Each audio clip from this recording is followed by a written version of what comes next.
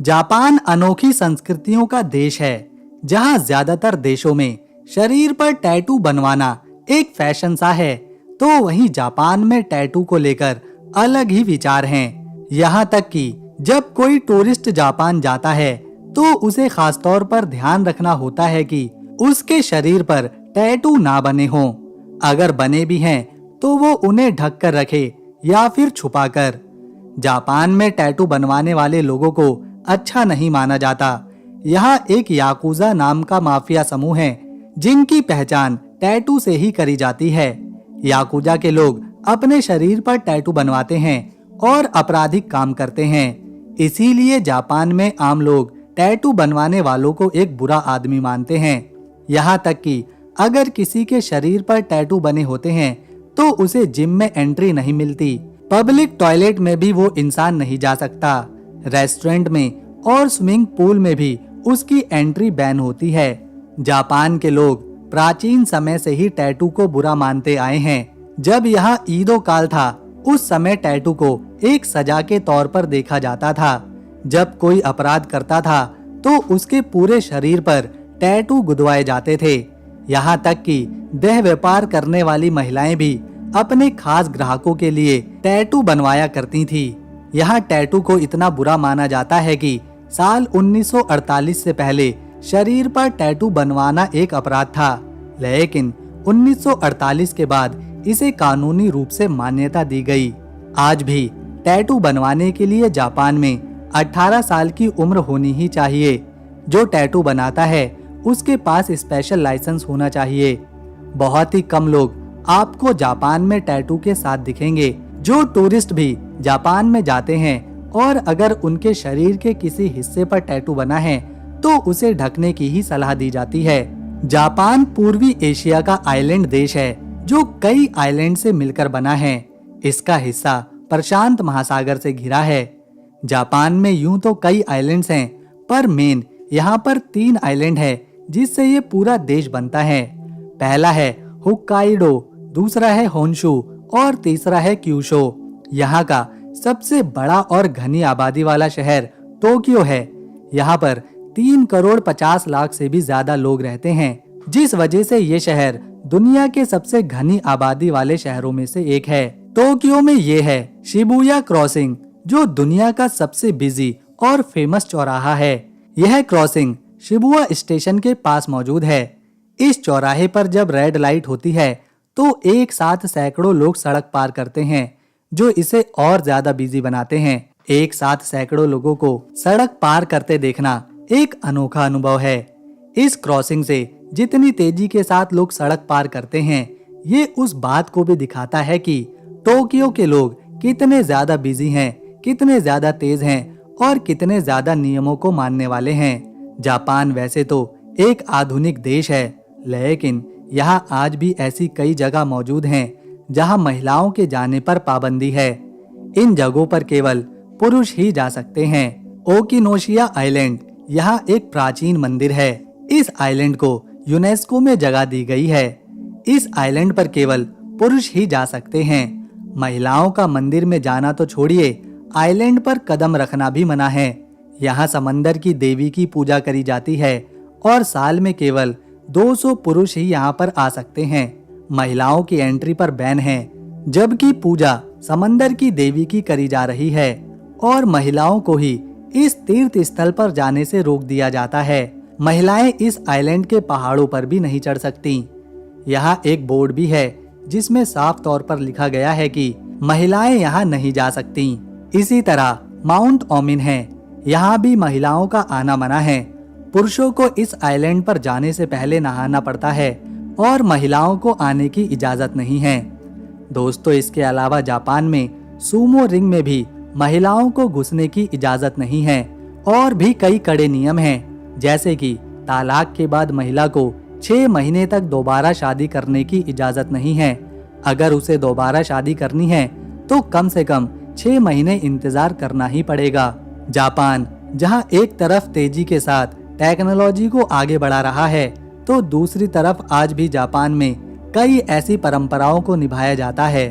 हालांकि पहले जितना इनका प्रभाव था, उतना अब नहीं है, लेकिन ये जापान की संस्कृति का एक अहम हिस्सा हैं। ये है शिनकेकाई इलाका, जो कि जापान के ओसाका शहर में मौजूद है। इसे बसाया गया था 20वीं शताब्दी में, जो कि न्यूयॉर्क और लंदन के डिजाइन के आधार पर बनाया गया है। ये जगह बहुत ही फेमस है। यहाँ आपको हजारों गेम्स देखने को मिलेंगे। Tekken, Mustapha, Snow Bros, Shinchan, Hagemaru, बहुत सारी गेमें, क्योंकि जापान में वीडियो गेम का एक अलग ही क्रेज है। यहाँ की सबसे फेमस बिल्डिंग है सोतन काका। ये सोतन काका टावर, जो कि हिताची कंपनी का है। इस गली में अक्सर काफी भीड़ रहती है और टूरिस्टों का आना जाना लगा रहता है। यहाँ की दुकानों के बोर्ड पर बहुत कुछ लिखा है, लेकिन ये क्या लिखा है हमें भी नहीं पता। जापान में जब लोग ट्रेन या बस में सफर करते हैं और उनकी सीट फुल हो जाती है और अगर कोई बुजुर्ग इंसान आकर खड़ा हो जाता है तो आमतौर पर उसके लिए सीट खाली नहीं करी जाती। एक जवान इंसान अगर अपनी सीट से उठकर उस महिला या बुजुर्ग आदमी को अपनी सीट ऑफर करता है तो वो बुजुर्ग या महिला उस सीट को एक्सेप्ट नहीं करते, क्योंकि जापान में जल्दी कोई किसी की मदद नहीं लेना चाहता। यहाँ हर किसी को बराबर ही माना जाता है, किसी में कोई फर्क नहीं किया जाता। जो पहले आता है सीट उसी की होती है। अगर कोई अपनी सीट देने की कोशिश भी करता है तो वो बुजुर्ग इंसान या महिला तभी उस सीट पर बैठती है जब उसे बोला जाता है कि हम आने वाले स्टेशन पर उतरने वाले हैं। ये सुनकर ही वो उस सीट पर बैठता है। हालांकि ज्यादातर देशों में बुजुर्गों के लिए लोग सीट खाली कर देते हैं। जापान के लोग भी ऐसा ही करते हैं, लेकिन यहाँ के बुजुर्ग उन पर तभी बैठते हैं जब उस सीट पर बैठा दूसरा इंसान ट्रेन से उतरने वाला हो। यहाँ सब बराबर नजरिए से देखे जाते हैं, फिर चाहे उसमें महिला हो, जवान हो, बुजुर्ग हो या फिर बच्चा। वैसे तो ज्यादातर देशों में या समाज में जूते घर के बाहर ही उतारे जाते हैं, उनके लिए अलग से रैक बनाए जाते हैं। फिर भी कभी कभी लोग जूते घर के अंदर ले ही जाते हैं, पर यहाँ जूते घर से बाहर उतारना बहुत जरूरी है। ये यहाँ की एक महत्वपूर्ण परंपरा है। घर से बाहर जूते उतारने के पीछे कई वजह हैं। एक तो इसे साफ सफाई और शुद्धता से जोड़ा जाता है। जापान की संस्कृति में घर को एक पवित्र जगह माना जाता है, जहाँ कोई बाहर की गंदी चीजों को अंदर नहीं ला सकता। जापान में घर के अंदर जाने से ठीक पहले एक खास जगह बनाई जाती है, जिसे जैनकैन कहते हैं। ये एक फर्श होता है जो घर के अंदर जाने से पहले मेन दरवाजे पर होता है, ठीक फर्श के नीचे। ये जगह खासतौर पर जूते उतारने के लिए ही बनाई जाती है। यहाँ नई चप्पलें स्लीपर रखी होती हैं, जिन्हें पहनकर घर में जाना होता है या फिर मोजे पहनकर। अपने जूतों को सभी इन फर्श पर ही उतारते हैं और जब बाहर जाना होता है तो यहीं बैठकर पहनते हैं। ये लोग अपने जूते कभी घर के अंदर पहनकर नहीं जाते, चाहे फिर वो जूता चमक ही क्यों न रहा हो। जापान में एक और बेहद ही खास चीज देखने को मिलती है, जो यहाँ के रेस्टोरेंट या होटल में होती है। वो है टिप देना। हम दुनिया में कहीं भी जब भी किसी रेस्टोरेंट या होटल में जाते हैं और अगर हमें वहाँ का खाना या सर्विस अच्छी लगती है तो हम उससे खुश होकर कुछ एक्स्ट्रा पैसे देते हैं टिप के तौर पर, या कभी खुले पैसे वापस ही नहीं लेते। लेकिन यहाँ जापान में अगर कोई खुश होकर किसी को टिप देता है तो यहाँ ये लोग उस टिप को कभी नहीं लेते, बल्कि टिप लेना जापान में उनकी बेइज्जती के बराबर है। उनका मानना है कि हमने अपनी सबसे अच्छी सर्विस दी, सबसे अच्छा खाना परोसा, अपने ग्राहक का पूरा ख्याल रखा, और अगर वो हमें टिप दे रहा है तो इसका मतलब है वो हमारे काम से खुश नहीं है। वो पैसे देकर हमसे और भी अच्छी सर्विस चाहता है। इसीलिए यहाँ के लोग अपने काम को पूरी लगन से ही करते हैं और कभी टिप के रूप में पैसे नहीं लेते। अगर किसी को उनका खाना या फिर सर्विस पसंद आती है तो उन्हें धन्यवाद कह सकते हैं, या फिर आरियातो, जिसका जापान में मतलब होता है धन्यवाद, ये कह सकते हैं। जापान में 2018 में एक ऐसा कानून बनाया गया जिसमें जापान के आधे लोग खुश हुए तो आधे लोग काफी नाराज भी। ये कानून था धूम्रपान को लेकर। साल 2018 में जापान में पब्लिक प्लेसेस पर धूम्रपान करने पर प्रतिबंध लगाने के लिए एक नया कानून बनाया गया। इस कानून के तहत स्कूलों में, अस्पतालों में, सरकारी बिल्डिंग्स में और स्थानीय इमारतों में उनके आसपास धूम्रपान करने पर रोक लगा दी गई। जो भी इन जगहों पर धूम्रपान करते पकड़ा गया तो उस पर 2,26,000 रुपए का जुर्माना है। और अगर कोई स्कूल या अस्पताल, सरकारी विभाग अपनी जगहों पर इसकी इजाजत देगा तो उस पर तो 3,86,000 रुपए का जुर्माना है। जिन्हें धूम्रपान करना है उनके लिए कुछ खास जगह बनाई गई हैं जो इन अस्पतालों, स्कूलों और सरकारी बिल्डिंग से अलग हैं। वहां जाकर अक्सर लोग धूम्रपान करते हैं। इस कानून से उन लोगों को बहुत फायदा हुआ जो धूम्रपान नहीं करते, लेकिन रेस्टोरेंट में, होटल में और बार जैसी जगहों पर ये कानून लागू नहीं होता।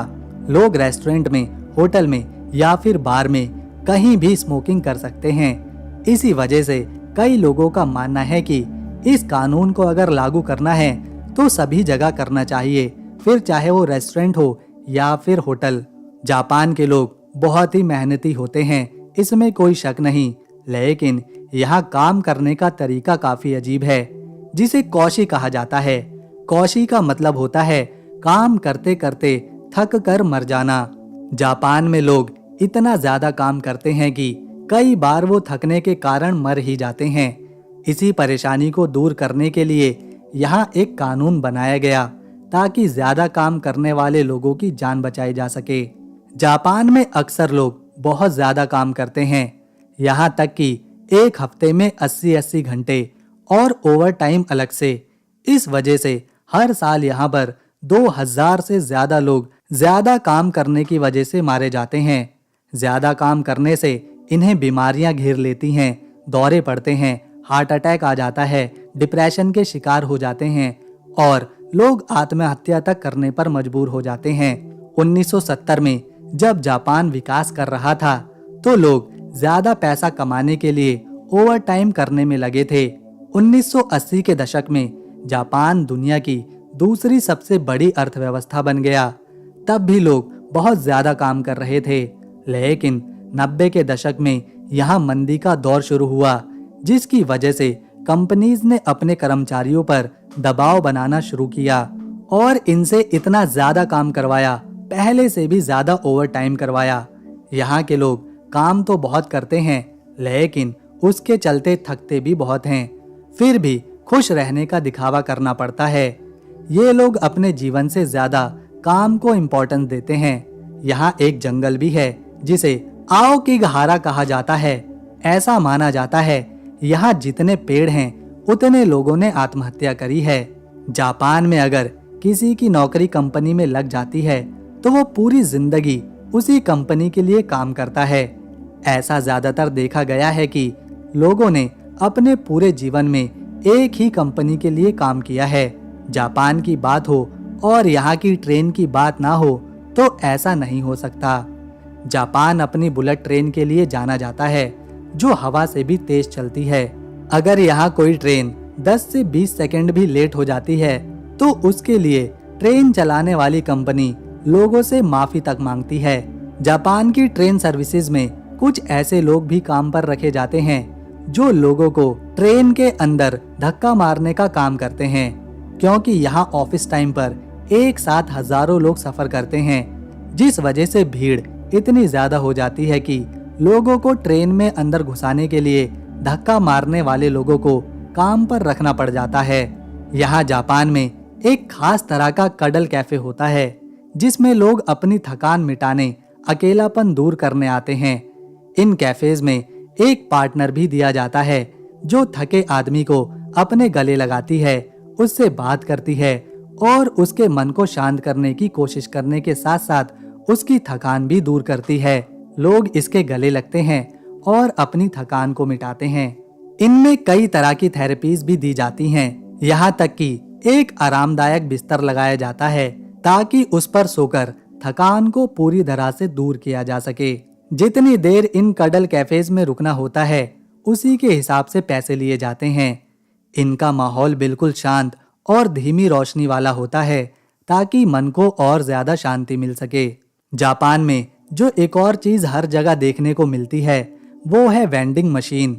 यहाँ के पार्क में, गलियों में, मेट्रो स्टेशन पर, बाजार में, हर जगह पर ये रंग बिरंगी वेंडिंग मशीनें लगी हुई हैं, जिनसे पीने के लिए पानी, soda, coffee, ice cream, chips, biscuit, दूध और अंडे तक निकलते हैं। इन्हें इस्तेमाल करना बहुत ही आसान है, मानो कोई एटीएम। इनमें चाहे कैश का इस्तेमाल करो या फिर क्रेडिट कार्ड का। वेंडिंग मशीन जापान की संस्कृति का एक हिस्सा बन चुकी है, जिससे लोगों को काफी फायदा मिलता है। ये वेंडिंग मशीनें बिना किसी दुकानदार के चलती हैं। इनका साइज छोटा ही होता है, तो बहुत ही कम जगह पर ये लगाई जा सकती हैं, जिससे जगह जगह दुकान खोलने की जरूरत नहीं पड़ती।